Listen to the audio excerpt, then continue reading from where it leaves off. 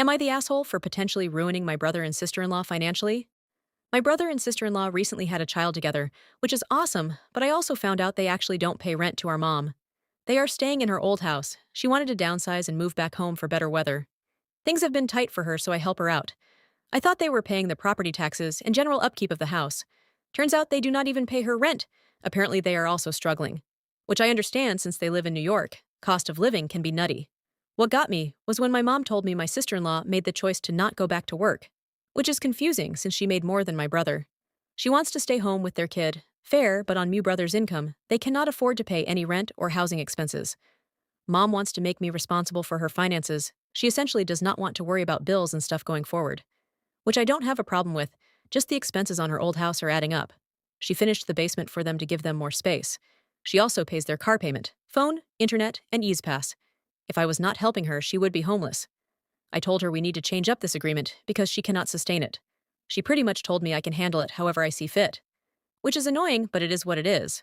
So I did have a talk with my brother, and it did not go well. More or less told him things are going to change, mom will not be subsidized their lifestyle. I acknowledged they want a parent to stay with their kid, so I asked why doesn't he stay home, and she goes back to work. To put into perspective, she was a nurse, and he is a teacher. She made much more than him. He said she wants to be home. I said I get it, but they cannot afford to do that. He said yes, they could. I told him no. They cannot. Only reason they are making it work is because mom is covering majority of their expenses, and they are not paying rent. He is upset because he feels mom should tell him this. I told him mom said I could handle it. I don't want to be the bad guy, but mom cannot sustain this. She is barely getting by. Time went on and nothing has changed, so last month I told him that starting in April, mom was going to cut back on stuff. I have to figure out what to do with the car, since it is in our mom's name. Possibly we'll sell it, then pay the rest off if we cannot sell it at a high enough price to wipe out the financed amount. Told him we are canceling the internet, phone, and Ease Pass. As for rent, I have been looking how to legally make tenants with a proper lease. Speaking with a landlord and tenant attorney. My brother and sister-in-law are miffed because they feel I am being petty and overzealous with how far I'm going.